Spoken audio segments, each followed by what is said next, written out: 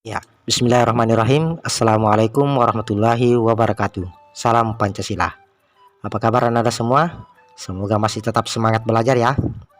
Nah, untuk Anda yang ada di kelas 8, baik itu SMP maupun MTS, ya.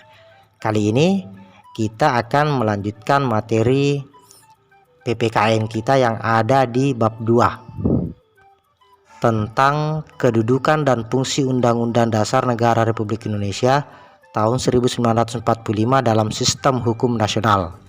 Nah, kali ini kita akan mengkhususkan pembahasan materi kita yang ada di poin C tentang kedudukan peraturan perundangan dalam sistem hukum nasional.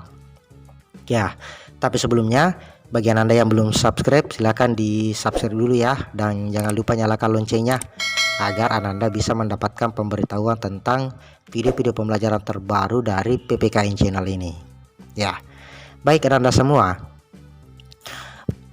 Di materi kali ini pertama-tama kita akan membahas tentang peraturan perundangan dalam sistem hukum nasional, di mana pada materi ini Anda akan mendapatkan gambaran tentang bagaimana tata urutan peraturan perundang-undangan, mana lembaga negara yang berwenang menguji undang-undang terhadap undang-undang dasar, serta mana lembaga negara yang berwenang menguji peraturan perundang-undangan di bawah undang-undang terhadap undang-undang. Nah, jika berdasarkan amanat ketetapan MPR nomor 1/MPR tahun 2003, bahwasanya dibentuknya undang-undang itu harus sesuai dengan substansi TAP MPR RI nomor 3/MPR tahun 2000. Namun dengan telah terbentuknya 3 undang-undang yang mengatur 3 substansi utama dalam TAP MPR RI nomor 3 MPR tahun 2000 itu, yakni yang pertama, Undang-Undang Nomor 12 Tahun 2011 tentang pembentukan peraturan perundang-undangan yang di dalamnya diatur tentang tata urutan peraturan perundang-undangan. Undang-Undang Nomor 24 Tahun 2003 tentang Mahkamah Konstitusi yang mengatur bahwa kewenangan menguji undang-undang terhadap undang-undang dasar itu dilakukan oleh Mahkamah Konstitusi. Dan yang ketiga, Undang-Undang Nomor 5 Tahun 2004 tentang perubahan atas Undang-Undang Nomor 14 Tahun 1985 tentang Mahkamah Agung, yang menegaskan bahwa kewenangan menguji peraturan perundang-undangan di bawah undang-undang terhadap undang-undang itu dilakukan oleh Mahkamah Agung, maka ketetapan ini tidak berlaku lagi. Ya. Selanjutnya Anda sekalian, adapun sifat dan ciri-ciri peraturan perundang-undangan di Indonesia itu adalah, yang pertama merupakan peraturan yang tertulis, yang kedua dibentuk, ditetapkan dan dikeluarkan oleh lembaga negara atau pejabat yang berwenang, baik itu di tingkat pusat maupun tingkat daerah. Yang ketiga merupakan norma hukum atau aturan yang mengatur pola tingkah laku, dan ciri yang keempat adalah mengikat secara umum dan menyeluruh. Selanjutnya, arti penting dari peraturan perundang-undangan itu adalah, yang pertama memberikan kepastian hukum bagi setiap warga negara, yang kedua menciptakan rasa keadilan bagi setiap warga negara, yang ketiga memberikan perlindungan bagi setiap hak-hak warga negara, dan yang keempat menciptakan ketertiban dalam hidup bermasyarakat, berbangsa dan bernegara. Ya. Baik Anda semua, suatu peraturan perundang-undangan itu memiliki 2 sifat, yaitu dapat diubah dan tidak dapat diubah. Undang-Undang Dasar Negara Republik Indonesia tahun 1945 merupakan contoh konstitusi yang dapat diubah. Hal ini tercantum pada pasal 37 Undang-Undang Dasar Negara Republik Indonesia tahun 1945. Perubahan pertama kali terhadap Undang-Undang Dasar Negara Republik Indonesia tahun 1945 dilakukan pada tahun 1999 atas tuntutan rakyat. Perubahan tersebut dilakukan oleh Badan Pekerja MPR yang dibantu oleh panitia bentukannya, yaitu Panitia Ad Hoc, untuk menyusun kesepakatan dasar terkait perubahan Undang-Undang Dasar Negara Republik Indonesia tahun 1945. Kesepakatan dasar tersebut antara lain: yang pertama, tidak mengubah pembukaan Undang-Undang Dasar Negara Republik Indonesia tahun 1945. Yang kedua, tetap mempertahankan NKRI. Yang ketiga, mempertegas sistem pemerintahan presidensial. Yang keempat, penjelasan Undang-Undang Dasar Negara Republik Indonesia tahun 1945 ditiadakan serta hal-hal normatif dimasukkan ke dalam pasal-pasal atau batang tubuh. Kemudian kesepakatan yang kelima adalah melakukan perubahan dengan cara addendum. Ya. Alasan tidak diubahnya pembukaan Undang-Undang Dasar Negara Republik Indonesia tahun 1945 adalah pembukaan memuat dasar filosofis dan normatif yang mendasari seluruh pasal dalam Undang-Undang Dasar Negara Republik Indonesia tahun 1945.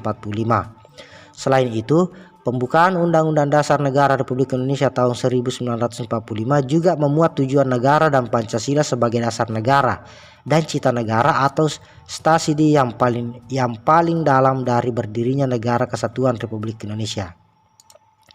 Bentuk negara Indonesia itu tidak dapat diubah sesuai dengan yang tercantum dalam pasal 37 ayat 5 Undang-Undang Dasar Negara Republik Indonesia tahun 1945. Bentuk negara Indonesia telah ditetapkan sejak awal berdirinya negara Indonesia yang dianggap paling tepat untuk mewadahi sebuah bangsa majemuk yang beraneka suku bangsa, kebudayaan, etnis, dan agama. Penetapan bentuk negara tersebut disertai juga dengan penetapan sistem pemerintahan, yaitu sistem pemerintahan presidensial. Sistem pemerintahan Indonesia yang presidensial dipertegas dalam perubahan Undang-Undang Dasar Negara Republik Indonesia tahun 1945 pada pasal 4 ayat 1. Nah, selanjutnya penjelasan Undang-Undang Dasar Negara Republik Indonesia tahun 1945 dihapus dan beberapa hal normatif dimasukkan ke batang tubuh. Hal tersebut dilakukan agar terhindar dari kesulitan ketika menentukan status atau penjelasan dari sudut pandang sumber hukum dan tata urutan peraturan perundang-undangan. Perubahan Undang-Undang Dasar Negara Republik Indonesia tahun 1945 dilakukan dengan cara addendum.